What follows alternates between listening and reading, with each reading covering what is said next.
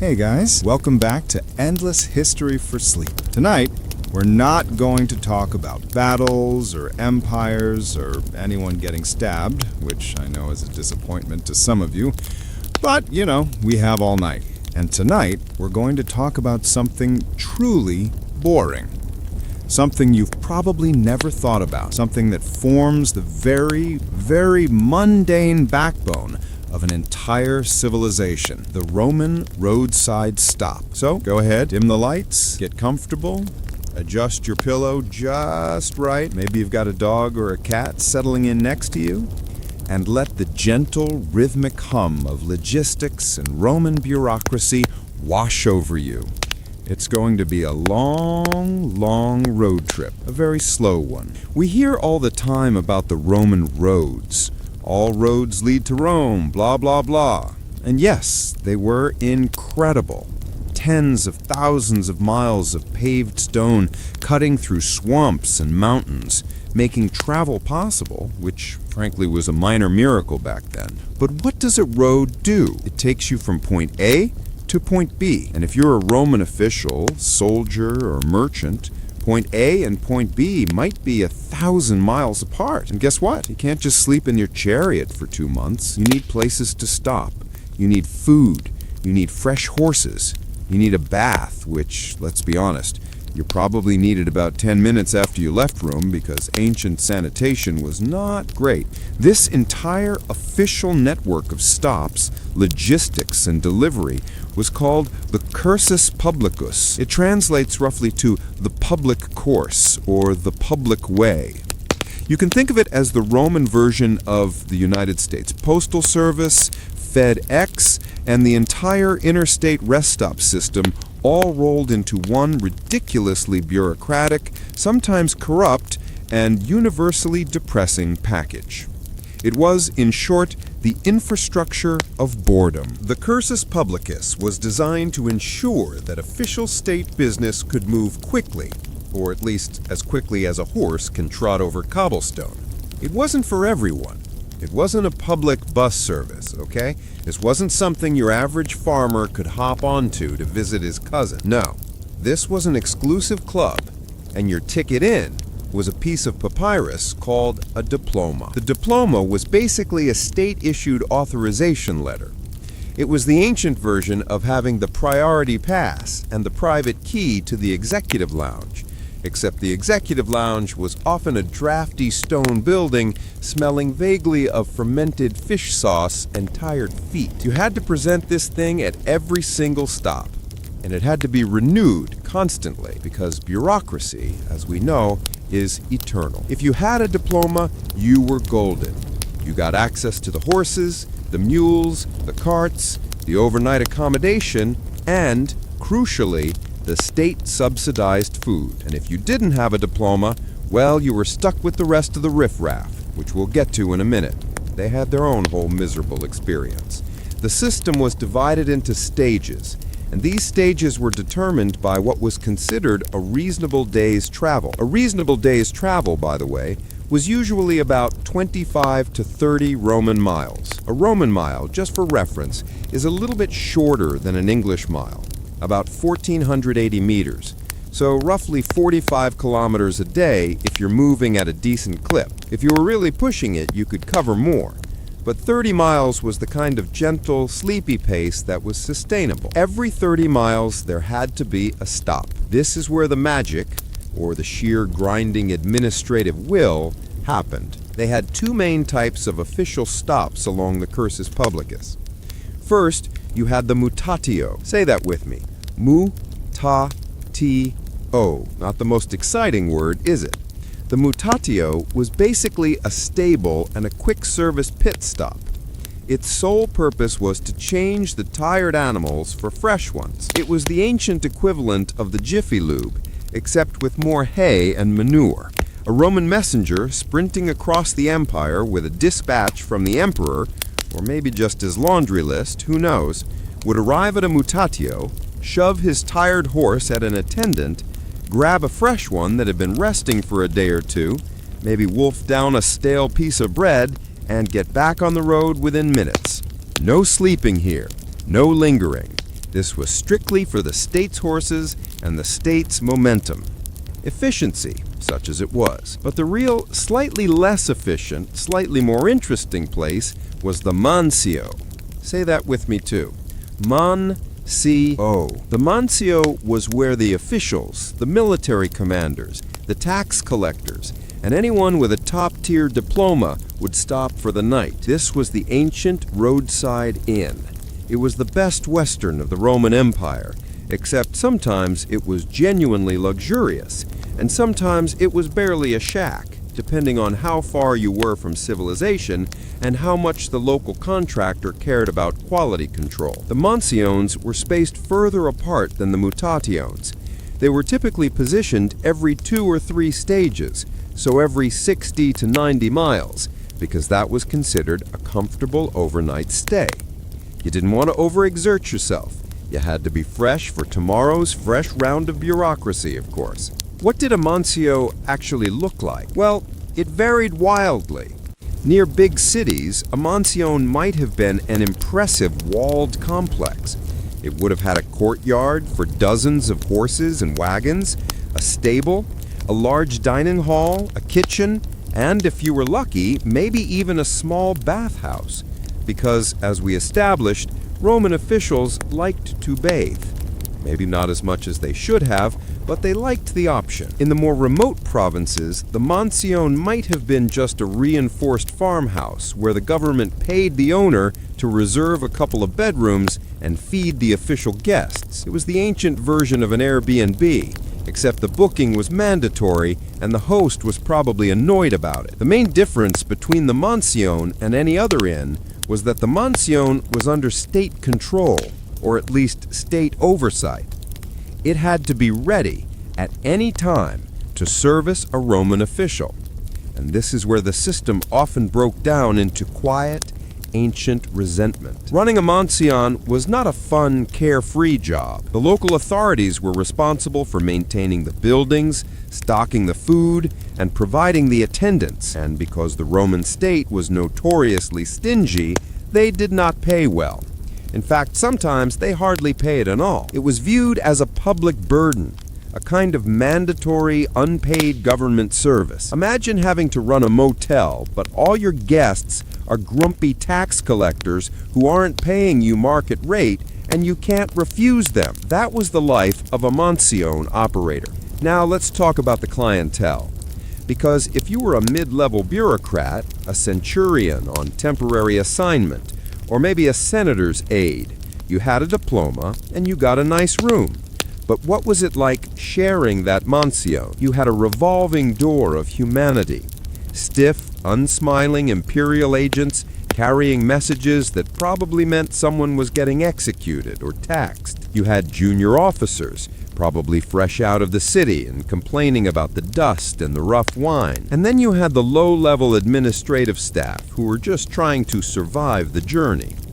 It was a stressful, crowded environment, but crucially, it was quietly stressful. No one was rioting, they were just tired, and they smelled a little, and they wanted their reserved bunk. The food, too, was standardized, which is a nice, boring word for predictable. It had to be available, it had to be filling, and it had to be cheap. We're talking bread, certainly, wine, probably watered down, and the staples of the Roman diet: lentos, beans, a little bit of pork fat or bacon, and of course that ubiquitous fermented fish sauce, garum. Garum. It was everywhere. It was the ancient ketchup. They put it on everything. I'm sure the mansion kitchen staff in the middle of Bithynia or Gaul were tired of smelling garum being poured over everything. But, you know, it was the standardized flavor of the Roman Empire. You couldn't escape it.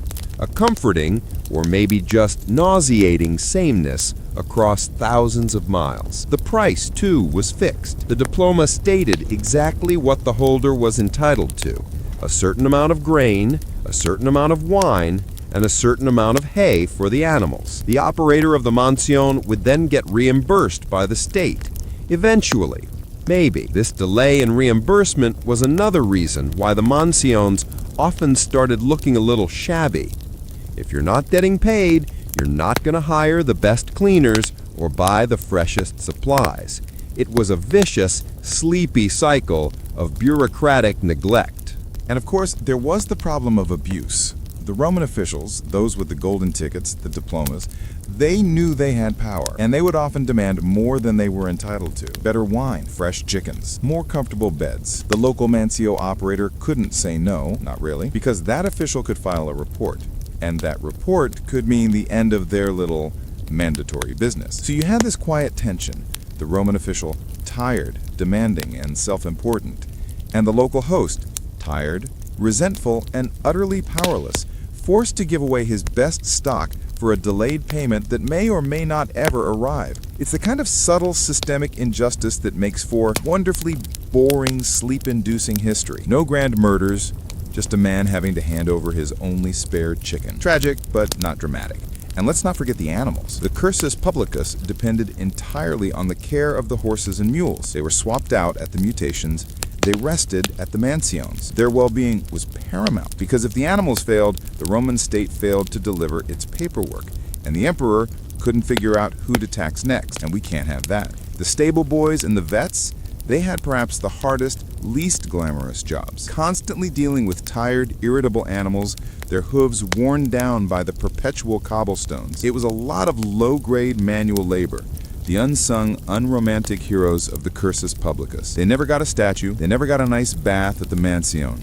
They just got manure, hay, and the endless gentle drumming of official feet walking in and out of the stables. It's easy to romanticize the Roman Empire, but if you strip away the marble and the legions, you're left with the quiet reality of the mansion, a smoky, crowded room full of tired, smelly officials eating garum-soaked food, complaining about the quality of the bread, and trying to get a decent night's sleep before hitting the road again in the gentle pre-dawn light. This was the rhythm of the empire, not the clash of swords, but the creak of the wagon wheels and the low grumble of a Roman official being served slightly too sour wine. But what about everyone else? What about the actual public? The merchants, the families, the people who didn't have a diploma? Well, they had to rely on a completely different set of accommodations, a private system much less reliable, much dirtier, and much, much more interesting. Let's float over to that side of the Roman highway and explore the private sector. Now that we've established the rather depressing reality of the state-run rest stop, the mancio, let's talk about everyone else. The vast majority of people who were using the famous Roman roads. These people, your common traveler, the mule driver, the spice merchant, the family visiting an ailing grandmother 100 miles away, they didn't have the diploma. They had no golden ticket. They couldn't walk into a clean, state-subsidized mancio and demand fresh horses and a bed. They had to rely on the private sector. And the private sector, in the ancient world, was almost universally bad. These private establishments had a few different names, but the two main ones you hear about are the taberna and the cauponae. The taberna is a confusing word in Latin because it means a lot of things. It can be a shop, a stall, a tavern, or a combination of all three. Sometimes a taberna was just a little roadside shack selling warm wine and stale bread. It was the ancient version of that tiny, slightly shady convenience store you stop at on the edge of town, where the fridge is always buzzing too loudly, and the expiration dates are a suggestion, not a rule. Often, these places didn't offer lodging. They were just for a quick pit stop. Maybe you could tie up your mule outside and spend 20 minutes leaning against a damp wall, drinking a terrible wine that was probably watered down with questionable water, trying to gather the strength to walk another 10 miles. The transactions were quick, they were usually honest, but the experience was entirely forgettable and slightly unsettling. The perfect setting for a low-stakes, boring moment in history. The real fun, or the real misery, depending on your perspective, was the cauponae. Cauponae. Say it like you're already tired. This was the true, private, commercial inn. This was where the bulk of the traveling public slept. And when I say slept, I mean they attempted to achieve a few hours of uncomfortable unconsciousness while smelling strangers and listening to loud ancient arguments. If the mancio was the best western, the cauponae was the hostel where the beds were creaky, the sheets were questionable, and the owner was permanently suspicious of everyone. Unlike the state-regulated mancio, the cauponae was driven entirely by profit. And in the ancient world, Profit usually meant cutting every corner possible. So what did you get for your few copper coins? Well, you got noise, you got overcrowding, and you got a high probability of fleas. The rooms were small, usually clustered around a central courtyard. The wealthy travelers who were slumming it might get a private room, but most people were crammed into communal dormitories. Imagine a room with maybe 6 or 7 scratchy mattresses, or maybe just pallets on the floor, all laid out next to each other. You had merchants snoring loudly after a long day of shouting prices. You had mule drivers complaining about their saddle sores. You had dogs barking in the courtyard. And through it all, the gentle, insistent sound of ancient insects crawling everywhere. It was a sensory experience, but not a relaxing one. You wouldn't be drifting off to endless history for sleep in a cauponae. You'd be praying for dawn. The food at the cauponae was even more suspect than the mansio. They weren't tied to state food requirements. They served whatever was cheap and plentiful. Think stews of unrecognizable meat, tough bread, and perhaps vegetables that had been sitting in a basket for a little too long. And of course, the wine. It was universally bad.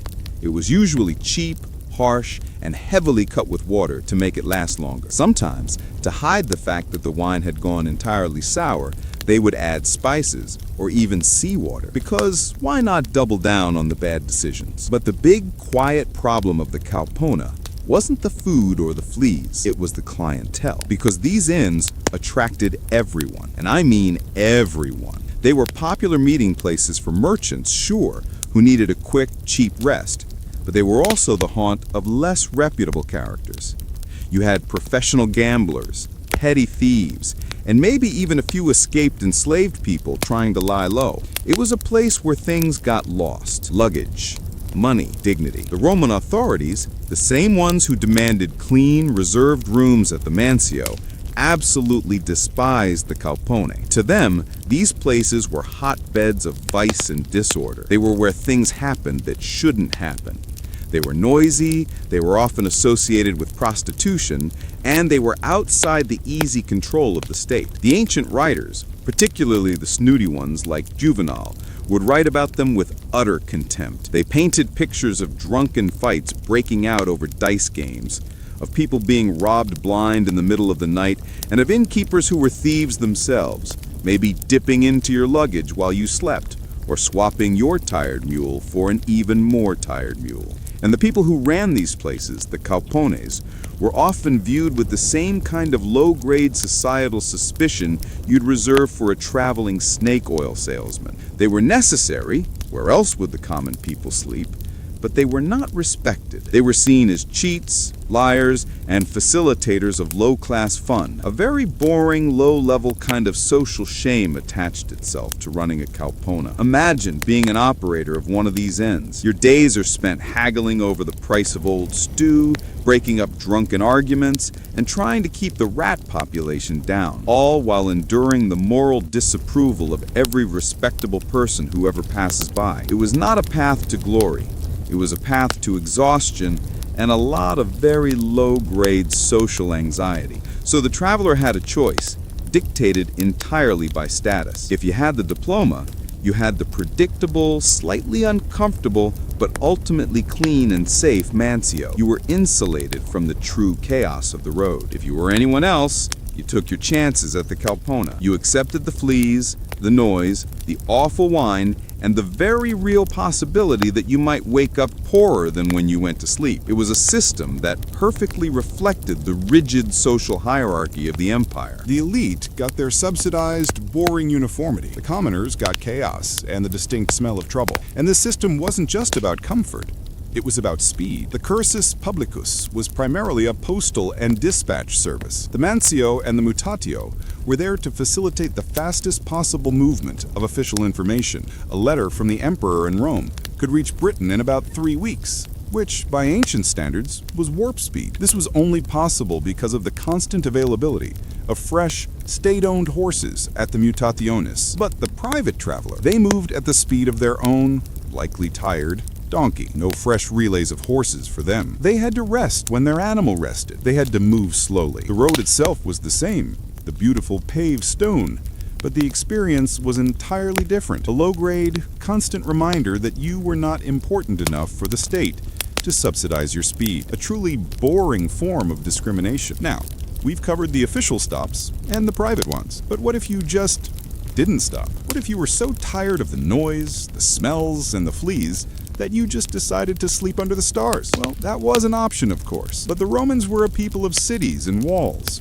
They didn't particularly trust the wilderness. The areas outside the towns and roads were considered slightly wild, and therefore slightly dangerous. Sleeping rough meant worrying about actual brigands, not just the petty thieves inside the cauponae. It meant worrying about wolves or the weather, or just getting a stiff neck from sleeping on the wrong kind of rock. Most people, even the common ones, would scrape together the few coins needed to endure the horrors of the cauponae, because enduring mild, human-made misery was generally preferable to facing the actual, uncontrolled risks of the natural world. The sheer volume of people who move through these inns is staggering, but the history is silent on most of them. We only have the bored administrative records of the state or the disgusted moralizings of the elite riders. The actual experience, the smell of the stale beer, the sound of the dice hitting the wooden table, the feeling of the rough blanket, that's lost to us. And that loss, that quiet erasure of the common traveler's boring life, is in itself a very deep, very sleepy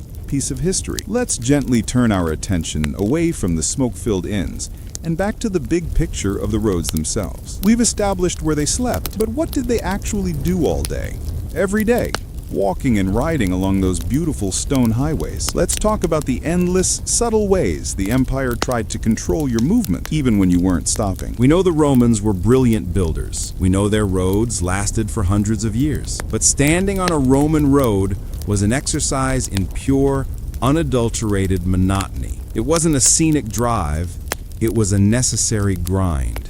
Imagine for a moment that you were a minor official, or perhaps a mid-tier merchant, and you're 2 weeks out of Rome, heading east toward, say, Byzantium. You have a long, long way to go. Your day is perfectly regimented by the distance between the official stops, the mansiones and the mutaciones. You're covering about 30 miles a day, every day, rain or shine. And every single mile of that journey looks exactly the same. You are walking or riding on a meticulously constructed surface. Roman roads were serious pieces of engineering. They didn't just dump some gravel down, they dug deep. They laid down massive foundation stones, the statumen. Then they put down layers of aggregate and rubble, the rudus and the nucleus.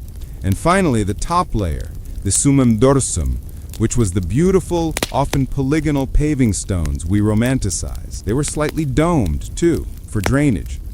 So even the gentle curve of the road was designed for boring efficiency. It was all about making the rainwater slide off and keep the stone dry. Even the subtle physics of the road surface were geared towards a practical, unexciting purpose. Now, as you trudge along, what do you see? Well, mostly you see other tired people.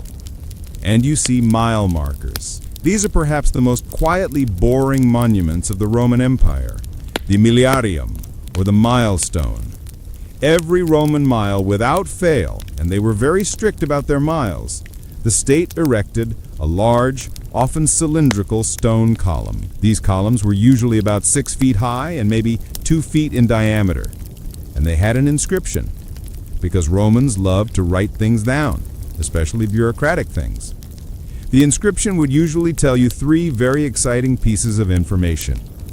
The name and titles of the reigning emperor, because of course he needs credit for the road you are currently enduring. The name of the official who supervised the restoration of the road, because roads constantly needed fixing. This tells you a lot about Roman bureaucracy. They were quicker to advertise a repair than they were to finish the original construction. And the distance in miles to the nearest major city or back to Rome. That's it. That is the sum total of the information imparted to you every hour or so as you walk across the vastness of the empire. A tired official on a dusty horse would pass one of these, glance at it, confirm he had only traveled 1 mile, and then gently slump back into his saddle, staring at the next one looming in the distance. The Miliarium was a constant, boring reminder of where you were, where you had been, and how far you still had to go. They were the original analog odometer. They were the gentle, steady beat of imperial administration. They offered no scenic advice, no philosophical wisdom, just the cold, hard, numerical truth of your position. And the distance was not a guess. It was measured precisely. The Romans used a device called the odometer, which was essentially an elaborate toothed gear system attached to a cartwheel. As the wheel turned, the gears would click forward, dropping a small pebble into a box every time a full mile had been completed. This level of meticulous, boring accuracy is what allowed the empire to function. So, for weeks, you are subjected to this gentle, rhythmic passing of the milestones. A quiet, numerical torture. But you weren't alone on the road. The roads were busy, and where there is heavy traffic, there must be traffic laws, even boring, ancient ones. The movement on the Roman roads was generally regulated to prevent bottlenecks, especially near cities. The most famous example of this comes from the city of Rome itself, though similar rules were likely applied in other major urban centers. Julius Caesar, in his infinite wisdom, or infinite desire for efficiency, issued decrees that severely restricted wheeled traffic during the day. Think about that. If you were a merchant trying to bring your goods into Rome, you couldn't do it during the day. You had to bring your heavy, noisy carts into the city at night. This created a different kind of boring misery. If you were a Roman citizen trying to sleep in your apartment block, and Roman apartment blocks, the insulae, were notoriously badly insulated, you had to contend with the constant sound of heavy, iron-rimmed wheels grinding over the cobblestone streets all night long. The creaking of the axles, the muffled shouts of the drivers, the heavy thud of goods being unloaded. It was the eternal, gentle soundtrack of an ancient city that never truly slept. A deep, pervasive sound pollution that existed solely because of Julius Caesar's attempts at daytime road efficiency. And on the highways outside the cities, the traffic flow itself was a subtle study in hierarchy. The fastest things on the road were usually the state-owned messengers or military dispatches, the ones using the fresh horses at the mutationes. They moved quickly, and everyone else had to yield to them. Below them were the large, heavy freight wagons pulled by oxen or mules. These things were slow, painfully slow. Oxen move at about 2 miles an hour. If you were stuck behind a team of oxen pulling a marble block for a new temple, your 30-mile day just became a 15-hour marathon of gentle frustration. These wagons dominated the road space, and everyone had to passively tolerate their sluggish movement. Then you had the pedestrians, the bulk of the populace.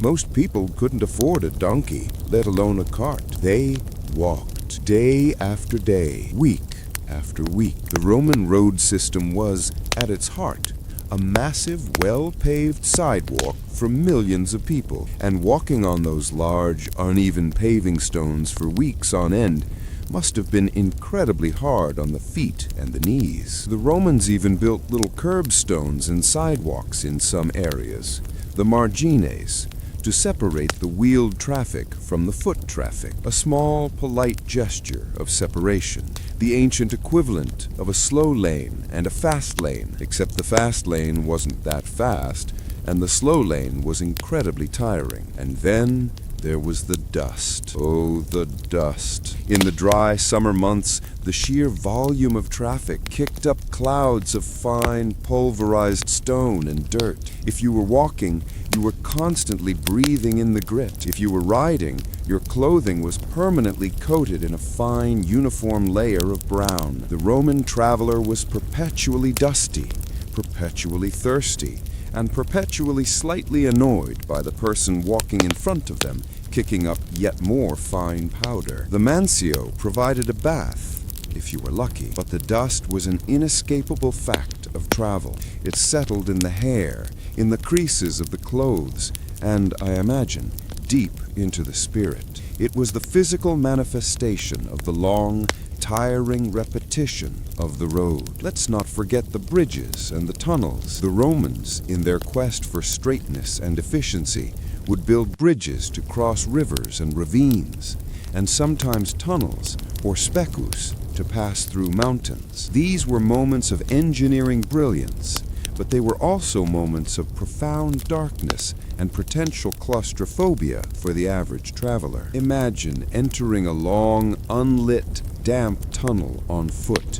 The echo of your footsteps, the damp air, the sudden oppressive darkness after hours in the bright sun, and the smell of wet stone and animal fear. These brief interruptions to the monotony were probably the most exciting, and therefore the least sleep-inducing parts of the journey. But they were over quickly, and then you were back out on the straight, dusty road, staring down the next milestone. The road was designed to be functional, not beautiful. It was a conduit for power, money, and paperwork. And for the hundreds of thousands of people who spent their lives moving along it, it was a gentle, monotonous, exhausting backdrop to their entire existence. A massive imperial treadmill running at 2 to 3 miles per hour, day after day, year after year. This entire system, from the mile markers to the traffic noise, was a testament to one central Roman idea: control. They sought to control the environment, control the flow of goods, control the communication, and control the pace of life. And that quiet, pervasive control, that gentle administrative hum, is what makes the Roman roadside stop and the road itself the most perfect subject for truly boring, deeply sleepy history. Let's let the sounds of the distant wagons fade for a moment. We've talked about movement. Now, let's talk about the destinations. When the tired traveler finally reached the city gate, what was the very first mundane transaction they were forced to undergo? The inevitable tax, of course. The goal, the glorious destination, the city. Whether it was Rome itself, a provincial capital like Lugdunum, or a major commercial hub like Ephesus, the sight of the high stone walls and the massive carved gatehouse must have been an incredible relief. Weeks of sleeping with one eye open, enduring bad wine and the dust of the cursus publicus, all culminating in this moment. But relief doesn't come for free. The Roman state was meticulous about many things, and one of the most important was tax collection. The gate of a Roman city wasn't just a barrier against enemies. It was a carefully managed checkpoint for revenue. Imagine approaching that huge gate. It's always crowded. It's noisy, but not excitedly noisy. Just the low, constant rumble of people trying to get somewhere. You've got farmers bringing in their produce for the market, military patrols coming and going, other merchants queuing up, and all of them are funneling through 1 or 2 narrow archways. It's the ancient version of the slow lane at the toll booth. At the gate, you would encounter the portorium, the Roman customs tax or toll. This was the unavoidable final tax on all goods being imported or exported from the area. If you were a merchant, this was the moment where you had to open your bags, lay out your goods, and argue quietly with a local tax collector. The tax collectors were known as the publicani. Say that name softly. Publicani. These were often private contractors who bid on the right to collect the taxes for the government. Because they were private, they had a very, very strong incentive to maximize profit, which meant squeezing every last copper out of the tired travelers. They were not popular. In fact, they were generally despised. The traveler's goal was to declare as little as possible. The publicanus' goal was to prove the traveler was lying. It was a slow, subtle, bureaucratic war fought over a dusty pile of jars, spices, or textiles, right under the massive, bored gaze of the city gods carved into the gatehouse. The rate of the portorium varied wildly across the empire and changed over time, but it was generally a small percentage, maybe 2 to 5% of the value of the goods.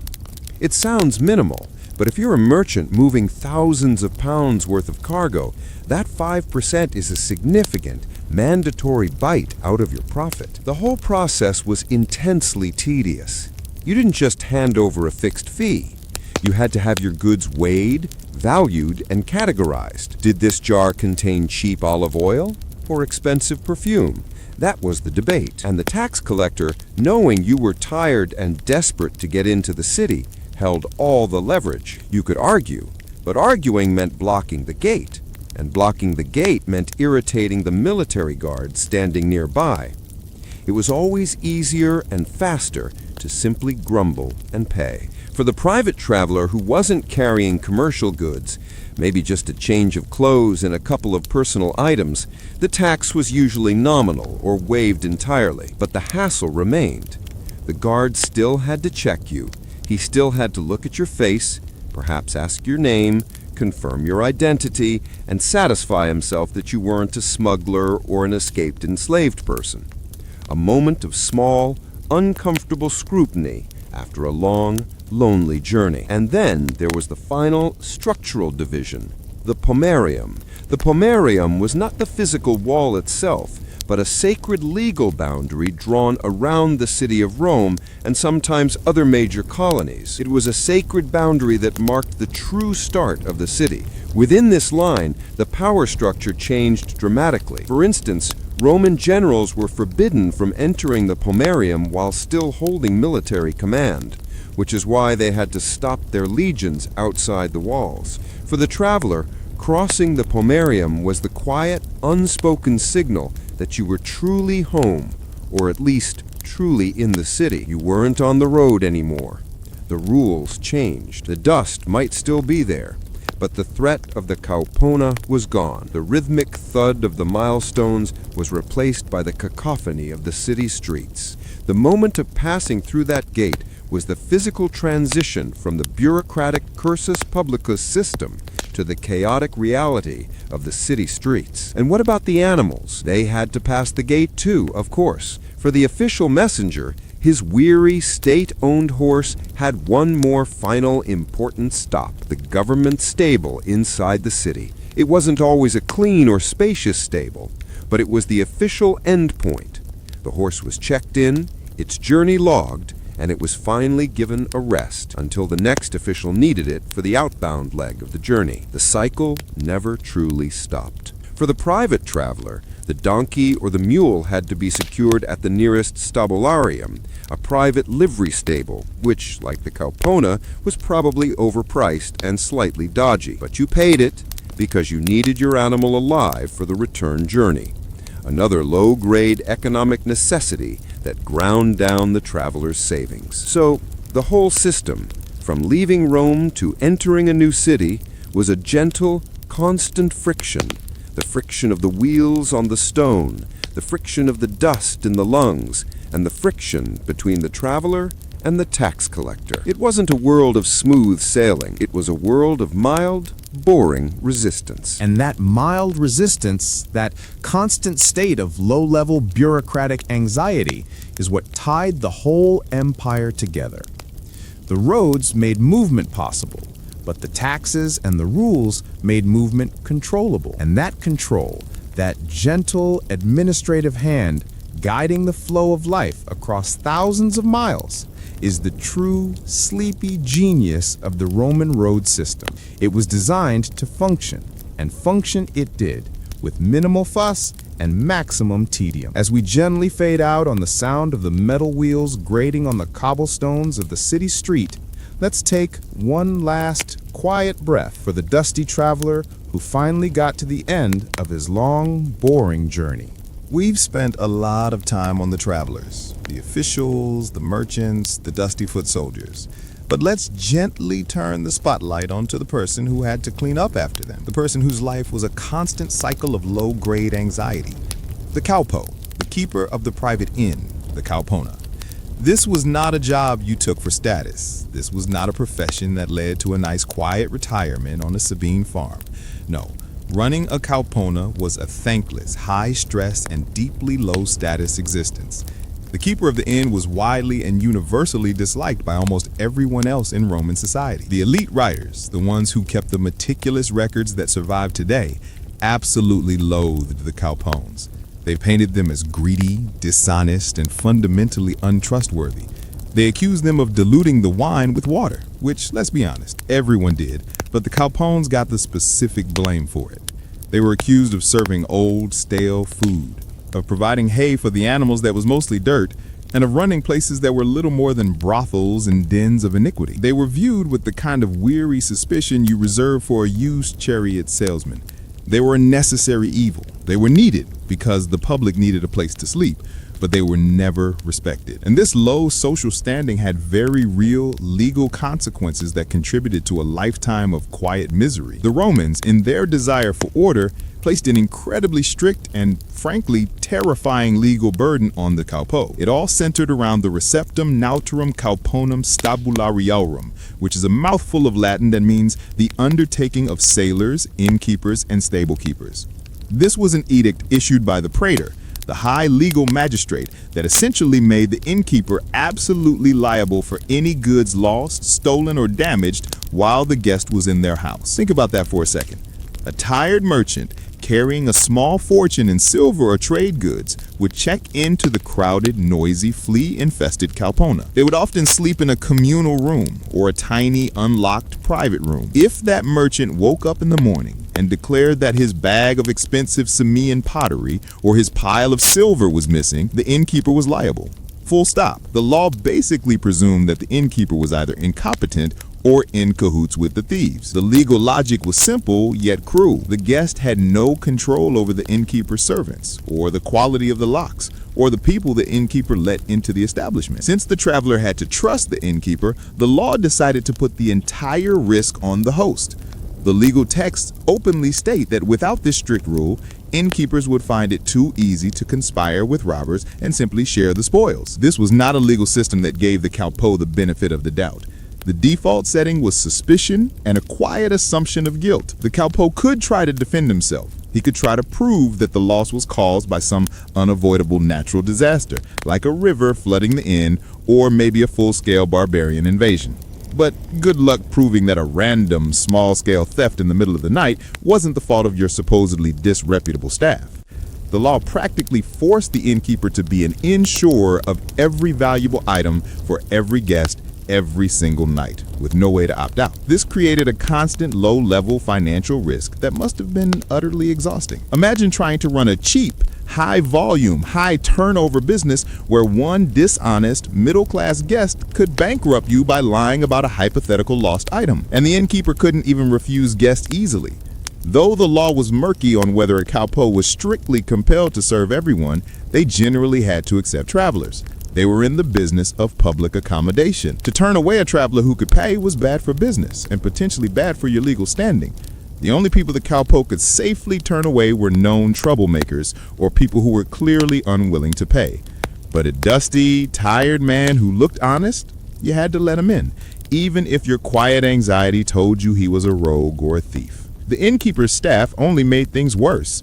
They often employed freedmen or enslaved people, and the innkeeper was legally responsible for their actions as well. If your cook stole a jar of pickled vegetables, the innkeeper was liable. If your stable boy, who probably was not paid much, made a secret deal with a traveler to swap out his mule for a worse one, the innkeeper bore the financial responsibility. It was a management nightmare built entirely on systemic, inescapable distrust. The only small piece of leverage the innkeeper had was the lien. The innkeeper had the right to physically detain the person of the guest or the horse or mule that ate the food until the bill was paid. They couldn't detain the guest's possessions for the guest's food. A strange legal distinction, but they could hold the animal for its feed. It was a minor, miserable power struggle. You could keep the horse, but you still had to feed it. So the debt just got bigger until the traveler happened to find the cash. It was a small victory that quickly became an additional liability. So the life of the caupo was one of perpetual financial threat, social stigma, and endless, boring labor. They spent their days dealing with tired, grumpy people, enduring constant official suspicion, fighting the insect population, and hoping desperately that none of their guests would get robbed because that would be the end of their low-status career. It was the ultimate low-energy, high-risk job. A constant, gentle thrum of administrative fear, played out on the dusty, unglamorous stages of the Roman roadside. A perfectly miserable existence that kept the Roman world running one bad night of sleep at a time. We've established that the Roman state, in its infinite wisdom and desire for control, created the cursus publicus to move messages and bureaucrats across the empire. But the actual heavy-duty logistics, the movement of tens of thousands of men, armor, weapons, and food, that was the work of the Roman army. And the Roman army didn't just travel the roads, they were the road system, at least in the provinces where they were building and occupying. Imagine a full Roman legion on the march. That's maybe 5,000 to 6,000 professional soldiers, plus hundreds, if not thousands, of support staff, engineers, scouts, cooks, and maybe even a few camp followers who managed to stick around despite the commander's best efforts to shoo them away. This wasn't a column, it was a slow-moving, armored, supply-heavy river of humanity stretching from miles down the road. The boring brilliance of the Roman military march was the focus on standardization and self-sufficiency. The legionary wasn't just a fighter, he was a walking pack mule, earning himself the nickname Marius's Mules, after the general Gaius Marius required them to carry nearly everything they needed. What exactly was this professional soldier carrying for your sleepy history viewing pleasure? It was heavy, it was boring, it was essential. He had his weapons, of course, the gladius, the pilum, the heavy javelin, and the scutum, the shield. But in his pack, strapped onto a pole over his shoulder, he had a small hand mill to grind his daily grain ration, a cooking pot, a water skin, some tools, a pickaxe or a shovel, and stakes for the palisade. And then most importantly, he had enough grain, cheese, and fat for about 3 to 5 days of rations. This system meant that every single soldier was responsible for a tiny, boring piece of the entire logistical puzzle. This kept the supply wagons slightly lighter, but it made the soldiers permanently tired.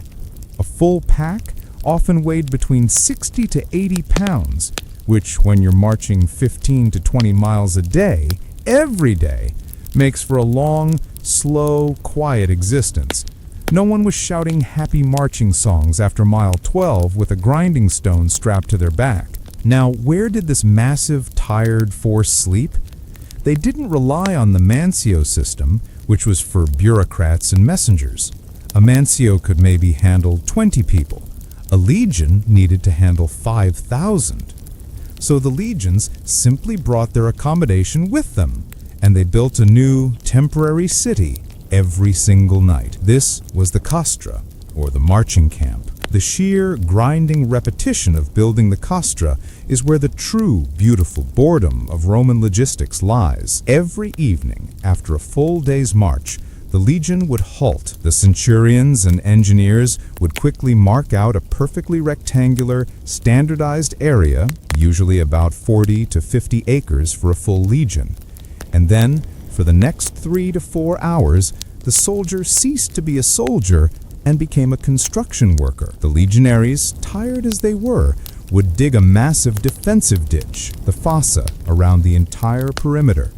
The earth they dug out, the spoil, was used to build an earthen rampart, the agger, on the inside of the ditch. This rampart was then topped with the wooden stakes, the volley, that each soldier had carried all day.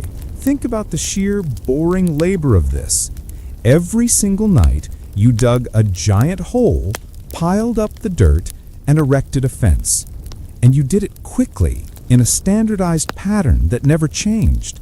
The genius was the consistency. A soldier from the 10th Legion arriving at a camp built by the 3rd Legion instantly knew exactly where the commander's tent was, the praetorium, where the supply depot was, the horaeum, and where his own contubernium, his 8-man squad, was supposed to set up their leather tent. The streets were the same. The gates were the same.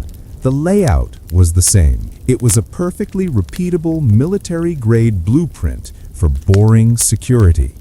It was the organizational equivalent of eating the same MRE every night, because at least you know what to expect.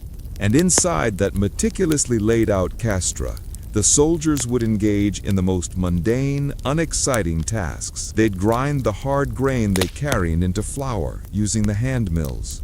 They'd mix the flour with water and bake it into hard, flat bread over small, temporary ovens they dug into the ground. They'd mend their leather shoes. They'd polish their armor.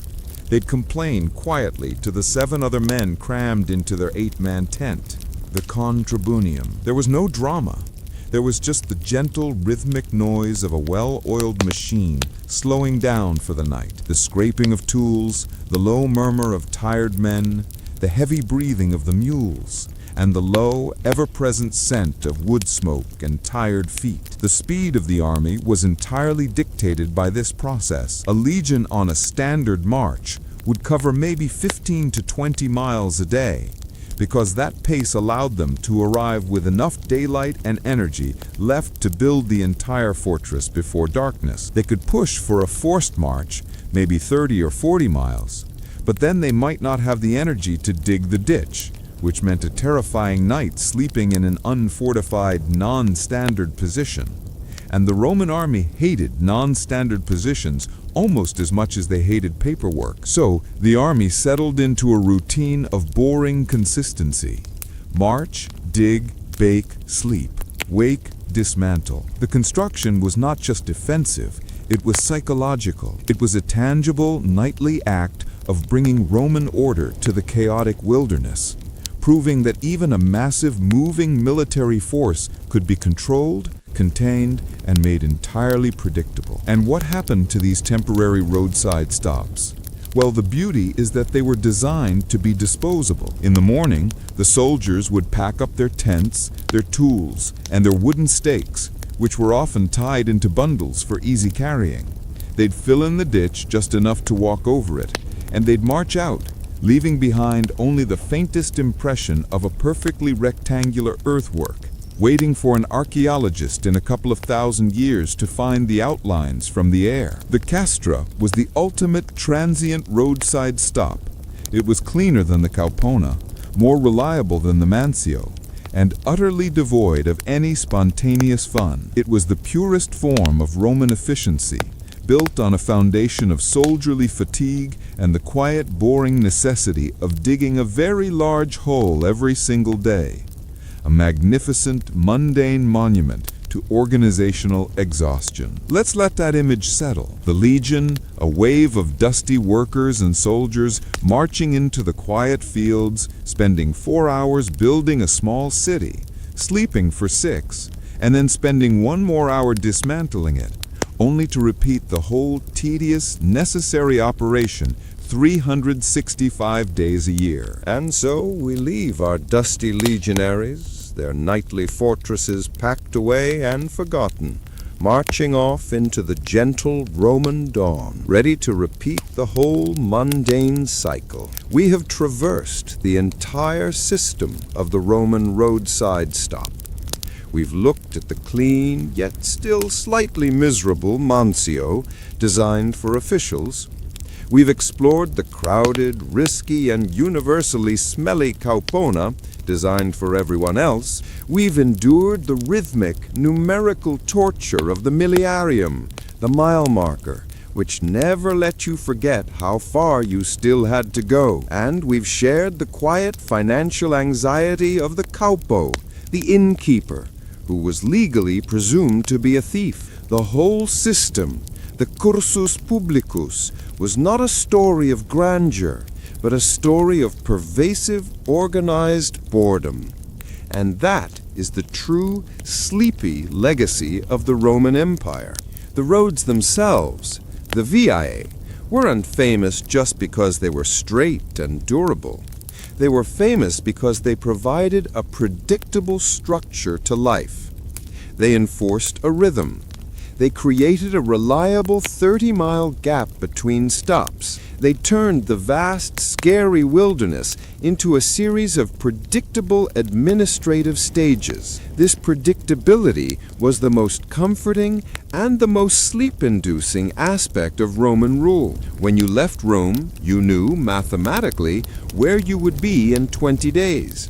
You knew legally what your rights were at the Mancio if you had a diploma.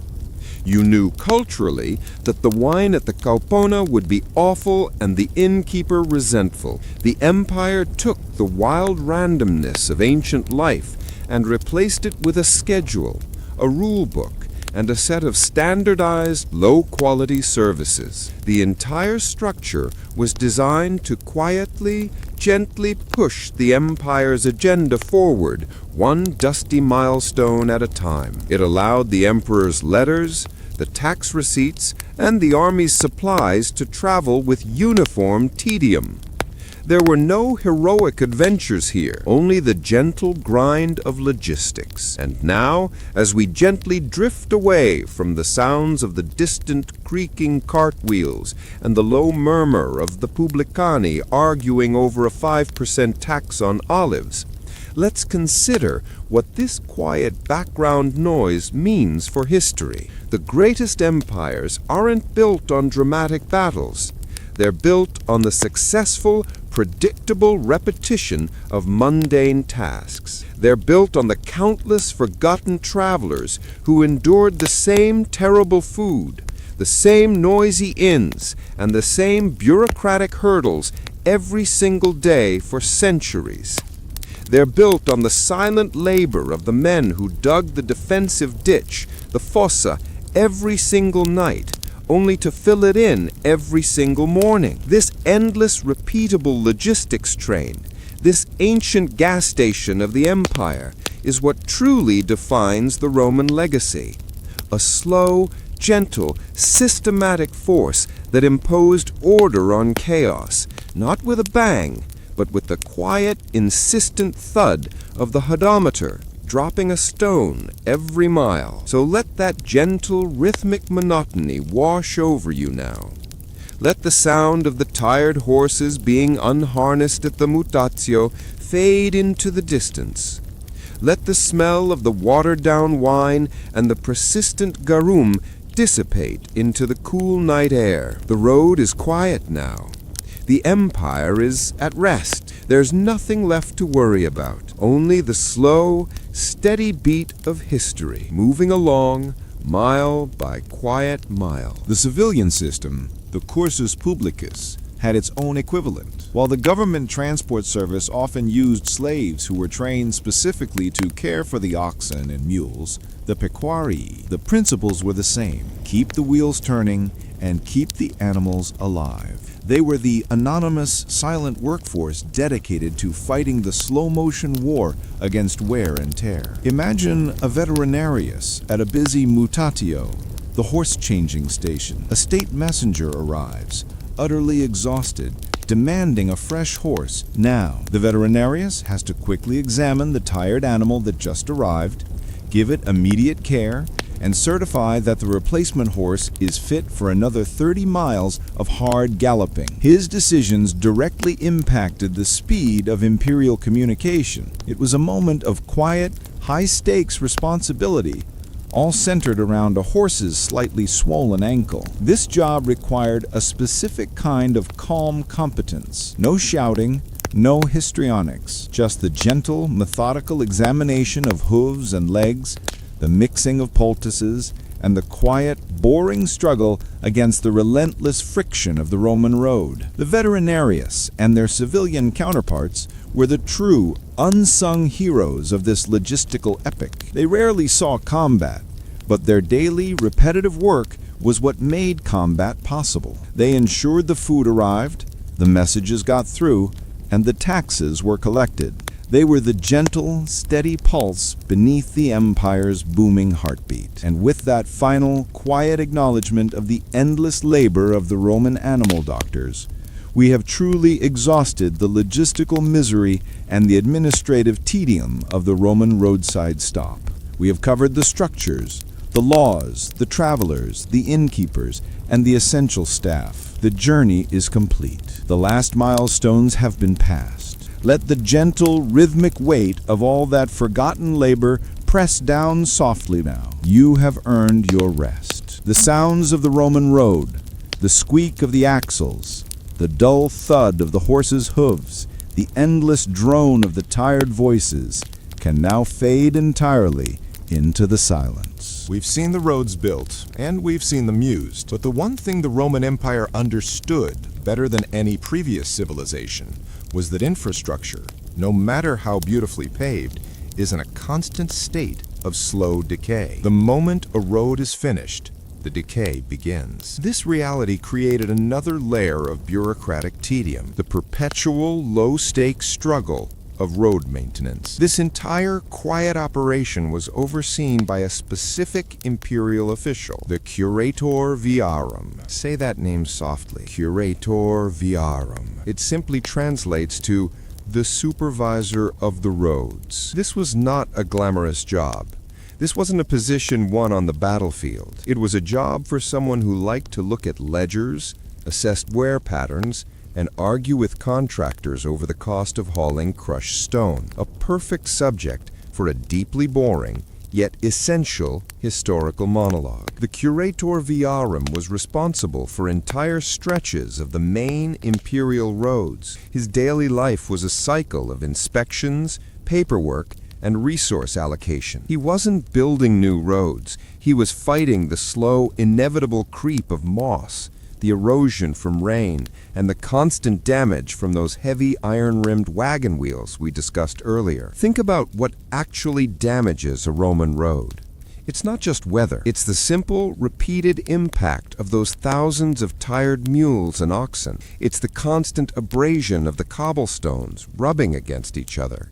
It's the subtle shifting of the layers underneath the stone, leading to a small pothole, which the Romans called a fovea. And a fovea could not be ignored. A small pothole in a Roman road was an administrative crisis. Why? Because a pothole slows down the traffic. A slowdown in traffic slows down the messengers, which slows down the paperwork, which means the empire runs less efficiently. The integrity of the empire, therefore, could be measured in the depth of its foveae. The Curator Viarum had to organize teams of local laborers, often using nearby villagers or sometimes even idle soldiers, to fill these holes. This meant the tedious, repetitive work of sourcing the stone, finding the right type of durable stone nearby, crushing the stone, breaking it down to the right size for the aggregate layers, hauling the stone, moving the material to the exact spot of the damage, and repacking and repaving, removing the damaged section, replacing the foundation layers, and carefully laying the top paving stones, summum dorsum, so they were perfectly level with the surrounding road. This was not a quick fix. This was careful, laborious, boring engineering. And the moment one 100-yard stretch was repaired, another 100-yard stretch 5 miles down the road would begin to crumble. It was the ancient version of painting the Golden Gate Bridge, a job that was never finished. The paperwork involved must have been a magnificent testament to Roman bureaucracy. The curator had to keep meticulous records of every repair, every load of stone, and every day of labor, all to justify the funds allocated by the Senate or the emperor. His life was a silent war against minor geological shifts and the gradual dissolution of stone into dust. And the tools of the trade were simple, boring, and heavy. The pickaxe, dolabra, the shovel, pala, the rammer, fustuca, to compact the layers, and the measuring rods to ensure the new surface was level. The rhythmic sound of the rammer, thud, thud, thud, was the sound of the empire fighting back against entropy, a gentle, dull, necessary thumping sound that lasted all day, every day, somewhere in the vast Roman territory. This was the core of the Roman concept of durability. It wasn't about building one perfect thing. It was about building a thing that was constantly, quietly being maintained. The glory of the Roman road isn't that it was built. It's that people were endlessly paid, century after century, to keep fixing the tiny, boring imperfections. Let's allow the sound of the rammer and the arguments over receipts to fade. We've covered movement on land. Now we must turn to the other great logistical system that required just as much boring administrative effort, the flow of water, a system that ran with the same predictable low-energy consistency as the road. Let's float over to the world of the Roman aqueduct. If the roads were the veins of the empire, the aqueducts were the arteries. The flow of water was crucial for sanitation, public health, industry, and of course, the great Roman public baths, the ultimate place of Roman relaxation and, ironically, the destination for many of the dusty travelers we've followed. The administration of the water supply was another masterclass in low-stakes, high-volume bureaucratic tedium, overseen by the curator aquarum, the supervisor of the water. The most famous of these supervisors was Sextus Julius Frontinus, a man whose writings on the subject are a magnificent record of administrative boredom. He was in charge of Rome's water supply in the late 1st century AD. His book, De Aquis Urbis Romae, on the water supply of the city of Rome, reads less like a history book and more like an extremely detailed inventory and audit report. Frontinus's life was dedicated to the slow, precise measurement of flow rates, the meticulous mapping of underground pipes, and the tireless pursuit of water theft, a perfect, boring life. The aqueducts themselves were incredible, beautiful, and sometimes soaring structures. But the vast majority of the system was underground. This is where the real quiet labor took place.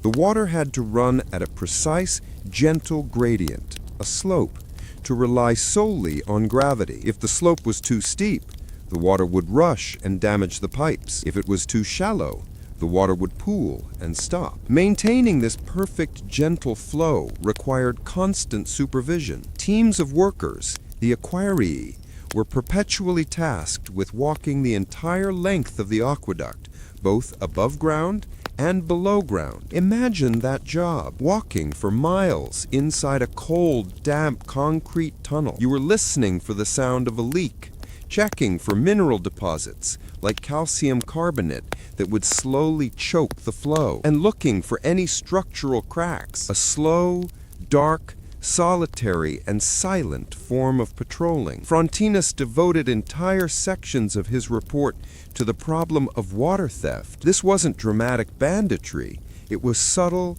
boring domestic crime. People would illegally tap into the main water lines, often using a smaller, unauthorized pipe called a fistula to divert water to their private homes or gardens. Frontinus's solution was not spectacular raids, but meticulous measurement. He spent months reconciling the amount of water coming into the city at the sources, measured by a unit called the quanaria, with the amount of water actually being distributed. He realized that a massive systemic discrepancy existed. The water wasn't disappearing, it was being stolen, one small, illegal fistula at a time. His job became an administrative audit, chasing down thousands of small, boring crimes. He had to meticulously measure the diameters of all the public pipes and then compare that to what he found in private homes. This required endless, gentle confrontations with wealthy citizens who thought they were above the rules. It was a life of arguing over fractions of an inch of pipe diameter. And then there was the repair. The curator aquarum had to coordinate teams to shut down entire sections of the aqueduct, a major logistical feat, to clean out the mineral deposits, which could be inches thick. The sound of the workers chiseling the hard white calcium off the walls of the tunnels, a gentle rhythmic tapping, echoing in the dark, was the sound of clean water being restored to the city. The whole system was a testament to the power of gentle, persistent effort. A small slope, checked daily, ensuring the survival of a massive city. A quiet, diligent bureaucrat fighting water thieves with a measuring tape and a ledger, another perfectly boring historical system to accompany you into a deep sleep. Let's let the sound of the dripping water and the gentle tapping of the chisel fade into the background. We've covered maintenance on the surface and the flow beneath. For the final stretch of this marathon, let's turn our attention to the people who lived at the end of these supply chains, the ordinary urban Romans and their quiet and chaotic lives. We have followed the water, the roads, and the paperwork all the way to the city gates. Now let's imagine we are inside Rome itself, or any major Roman city, and look at the most common way most ordinary citizens lived, in the insulae. The insula, plural insulae, means island in Latin, which is exactly what these buildings were. Blocks of multi-story apartments rising like islands out of the sea of narrow, crowded streets. They were the opposite of the sprawling villas of the rich. They were the embodiment of cheap, vertical, urban life. And they were the destination for all that carefully managed logistics.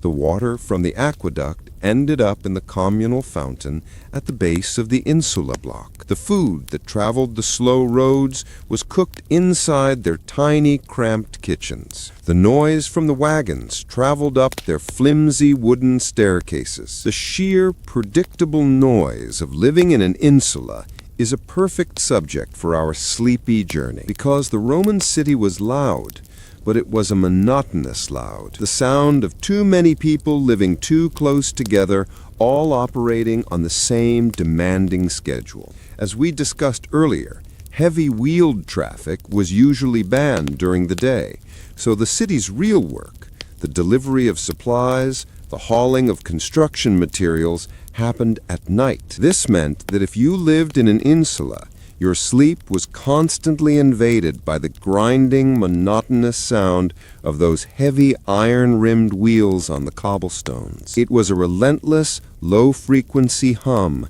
that never truly stopped until the pre-dawn hours. But the noise didn't end with the morning. Within the insula itself, the noise was constant and inescapable. These buildings were built quickly and cheaply, often by speculative developers looking for maximum rental income.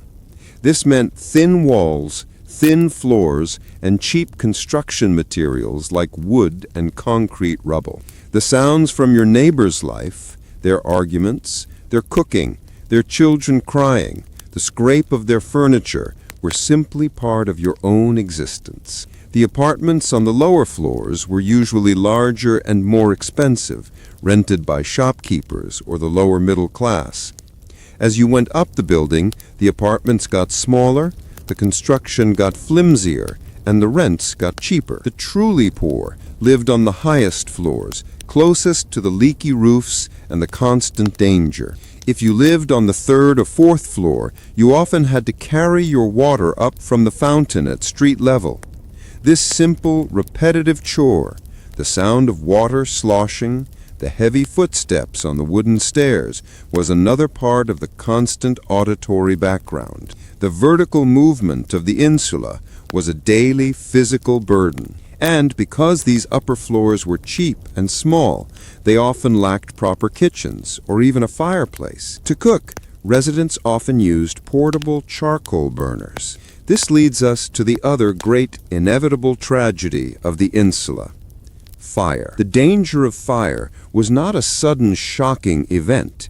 It was a constant low-level anxiety that simply existed as part of the atmosphere. The buildings were crammed together, often separated by only a narrow alleyway. The structures were frequently reinforced with wood. The cooking methods involved open flame. It was a ticking, predictable time bomb. The state, in its usual manner, had bureaucratic solutions for this predictable disaster. They had the vigiles urbanae, the watchmen of the city. These were not soldiers. They were a specialized, gentle force, half firefighters and half night police.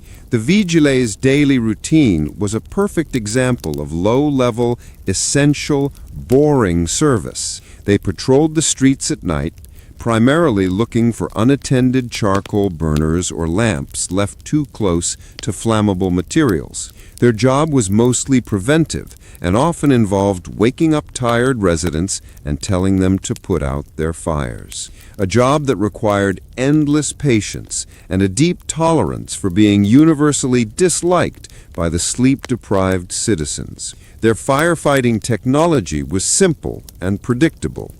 Buckets, axes, and siphons, hand-operated water pumps. When a fire did break out, the response was chaotic, but the methods were standardized. They would form bucket chains to move water from the nearest public fountain or cistern, and they would use hooks and axes to try and pull down adjacent buildings to create a fire break. The sound of a fire in the night, the shouting, the rhythmic splashing of the bucket chains, and the heavy thud of an axe hitting a wall must have been terrifying, but also predictably terrifying. It was just the cost of urban Roman life, a periodic purge caused by the cheap wood and the simple necessity of cooking dinner.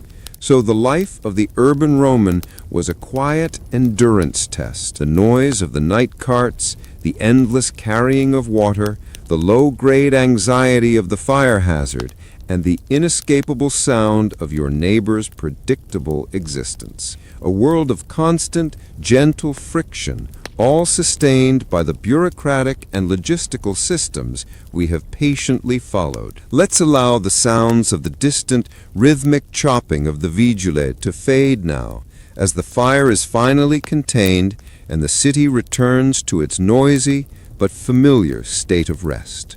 We have now traveled the whole length of the empire's logistical spine, from the quiet administrative oversight of the curator viarum fixing tiny potholes, to the obsessive measurement of the curator aquarum fighting water theft with a measuring tape, and finally to the chaotic yet predictable noise of the city's insulae. We have endured the grinding of the night carts, the endless carrying of water up wooden stairs, and the constant low-level anxiety of the inevitable charcoal fire. The entire experience of the Roman road and the Roman city was a study in gentle, perpetual friction. It wasn't the heroic, romantic vision of an empire. It was a world where speed was controlled by how fast a tired mule could be swapped for a fresh one at a mutatio. Wealth was defined by whether you had a state diploma for a clean muncio, or were forced into the chaotic misery of a cauponae. Safety was maintained by thousands of veterinari, quietly treating saddle sores, and vigiles gently telling citizens to put out their lamps. The true genius of Rome was not the speed of its conquests, but the monotony of its sustainment. They built a system that could endure not through moments of great brilliance, but through centuries of boring, repeatable administrative effort. It's the quiet endurance of the low-status innkeeper, the soldier digging his nightly ditch, the aqueduct worker chiseling calcium from the pipes, and the tired citizen enduring the night traffic, all of them contributing to the same massive, organized hum of civilization. This quiet hum of administrative function is the perfect sound to accompany you now. The arguments over the portorium at the city gate have ended. The publicanii have finished counting their coins. The cauponaes have finally fallen asleep, hoping they won't be robbed by morning. The legionaries in their leather tents are utterly still, their handmills silent. The gentle, predictable rhythm of that ancient world, a rhythm built on stone and rules, and the constant quiet battle against dust and decay, can now finally relax. There is nothing left to worry about. The flow of water is constant, the tax forms have been filed, the mile markers are sleeping, silently, in the dark. Let the weight of all that history settle softly around you. The journey is complete. The long, boring road is over. Just the gentle, deep quiet of the Roman night remains. We have talked about the roads, the water, and the soldiers. Now let's go into the quietest room of the entire empire, the office of the provincial governor. This is the man who nominally ran the entire province, but whose daily life was mostly consumed by endless, gentle administrative tasks. The governor, whether a proconsul appointed by the Senate or a pro-praetorian legate appointed by the emperor, was the ultimate recipient of all that paperwork we've followed.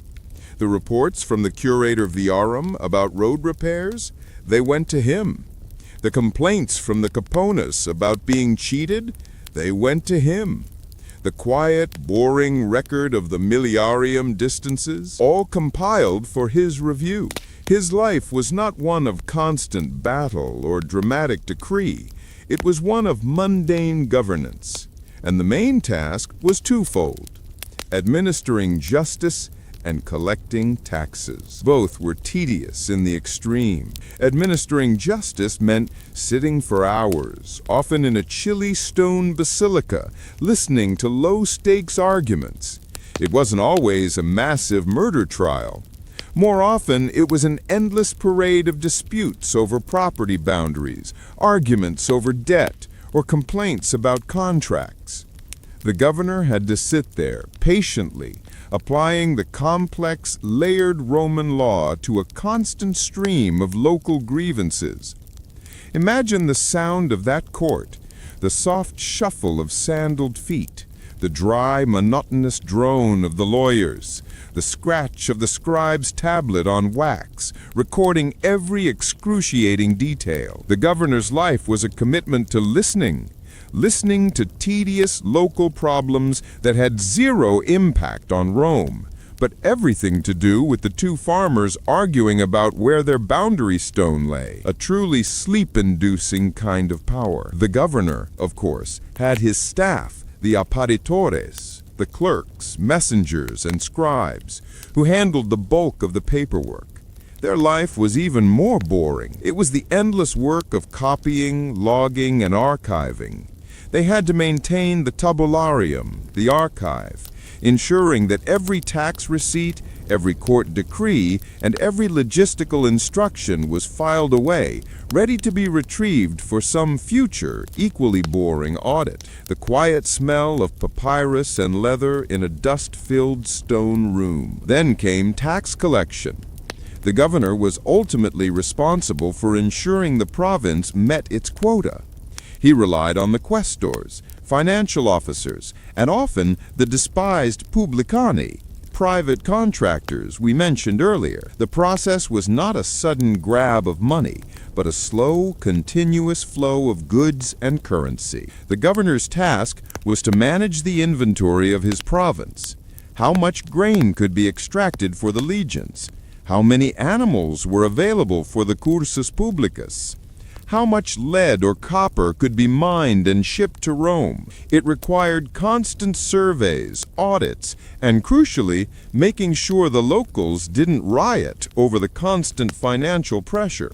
His life was spent staring at columns of numbers, trying to balance the needs of Rome against the solvency of his province, the purest form of administrative headache. His quiet loneliness was immense. He was a Roman, surrounded by foreign-born staff and local elites, living in a chilly, borrowed palace, always far from Rome, consumed by paperwork. A position of great power, but one that tasted primarily of duty, dry ink, and low-grade administrative stress. Let's allow the faint sound of the quill scratching on the ledger to fade. We have seen the governor at his most tedious. Now let's go to the final, most fundamental point of logistics: how they made all the boring stuff that kept the road system running. We have touched upon the supplies, but let's go to the source, the fabricae. Say that name softly. fabricae. These were the state-run factories, the workshops that produced the weapons, the tools, and the equipment that made the cursus publicus and the army function. While some items were produced by local private smiths, the most essential tools, the dolabra, pickaxes, the heavy saddle rivets, and the iron wheel rims for the wagons, were often made in these large, standardized state facilities. The life inside a fabricae was one of monotonous industry. It wasn't the heroic clang of a warrior forging a legendary sword. It was the rhythmic, repetitive, dull thud of 1,000 hammers hitting soft iron, shaping interchangeable, mass-produced tools. The workers here, often enslaved people or sometimes specialized soldiers, were focused on consistency. Every pickaxe had to be the same weight.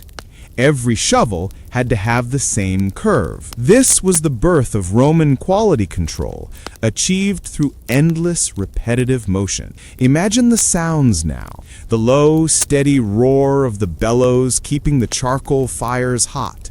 The rhythmic, predictable clank, clank, clank of the hammer on the anvil, repeated thousands of times a day. The soft scraping of files smoothing the edges of the iron rims. It was the quiet industrial hum of the Roman war machine, producing necessary, boring tools. They weren't just making weapons. They were making the boring supplies that lubricated the roads, harness fittings, the millions of small bronze and iron rings, buckles, and studs needed to attach the tired mules to the wagons, surveying tools, the precise yet simple metal components of the groma and the hodometer, the tools that ensured the milestones were placed exactly 1 Roman mile apart, road repair tools, the heavy, standard iron heads for the fistuca and the dolabra that the curator viarum needed for his endless repair work. The entire system was built on the quiet, uncelebrated efficiency of this low-level manufacturing. They were producing interchangeable parts that allowed a broken wagon wheel in Britain to be fixed with a spare part from Gaul. The entire logistical network was held together not by bronze, but by standardization. The administrative side of the fabricae was, of course, equally dull.